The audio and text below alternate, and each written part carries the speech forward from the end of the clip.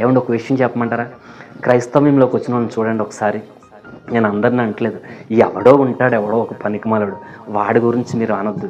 చూడండి, క్రైస్తవ్యంలోకి వచ్చిన వాళ్ళు ఈరోజు తాగుడు వదిలేశారు. ఏమండి, వ్యభిచారం చేయాలన్న ఆలోచన విడిచిపెట్టారు, ఎవడనో మోసం చేయాలన్నది విడిచిపెట్టేశారు, విచ్చలవిడిగా సంపాదించేసి జలసాలు చేయాలన్నది విడిచిపెట్టారు.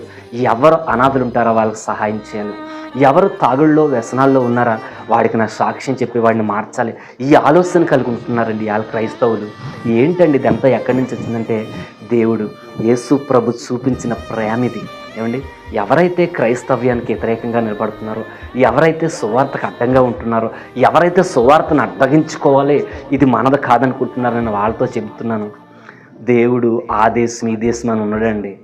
భూమికి ఆకాశానికి యజమానుడు సర్వశక్తిమంతుడైన యేసుక్రీస్తు ప్రభు. ఏమండి, తండ్రి ఏమండి మంచి వస్త్రాలు ధరించుకుని కుమారుడిని చక్కగా ఒక ప్రదేశానికి, ఒక ఫంక్షన్కి తీసుకెళ్ళాడు అనుకోండి, ఏదన్నా ఒక ప్రదేశానికి, అప్పుడు ఆ తండ్రి ఎలా ఉంటాడండి?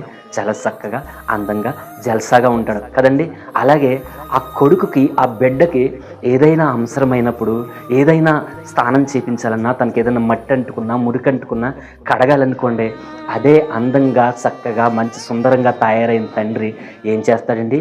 ఆ పాదాల దగ్గరకు వచ్చి శుభ్రంగా ఆ మట్టి అంతా తుడుతూ, లేకపోతే ఆ గాయాన్ని కడగడం, అది తీసి తన ఒంటికి రాసుకోవడం, ఎలాగైతే దిగజారి బిడ్డ పాదాల కాడికి వచ్చి చేస్తాడో, ఈరోజు యేసుక్రీస్తు ప్రభువు కూడా నీకు నాకు ఆ తండ్రి ప్రేమ అర్థం అవ్వాలని చెప్పేసి సిలువలో యాలాడపడి ఆయన దీనుడిగా, రిక్తుడుగా ఆయనండి మన ముందు నిలబడితే మనం అనుకుంటున్నాం, చిచ్చి నువ్వు మా నాన్న కాదు, చిచ్చి నువ్వు మా తండ్రి కాదు అని అంటున్నావు. నేనేం చెప్తానంటే ఇది చాలా చాలా దారుణమైన పరిస్థితి, చాలా దారుణమైనది ఇది. ఒక్కసారి ఆలోచించి ఆయన ఏం చేయమంటున్నాడండి? నీ ఆస్తి అమ్ముకోమంటున్నాడా? లేకపోతే నీ చెయ్యి నరుక్కోమని ఇమ్మంటున్నాడు? నీ తలకాయ అడుగుతున్నాడు? నీ ప్రాణాలు అడుగుతున్నాడా? నీ హృదయాన్ని నాకు ఇవ్వా అని అడుగుతున్నాడు. నీ హృదయంలో నాకు స్థానం ఇవ్వా అని అడుగుతున్నాడు. నువ్వు చేసే పాపం ఏదైతే ఉందో దాన్ని విడిచిపెట్టవా అని అడుగుతున్నాడు.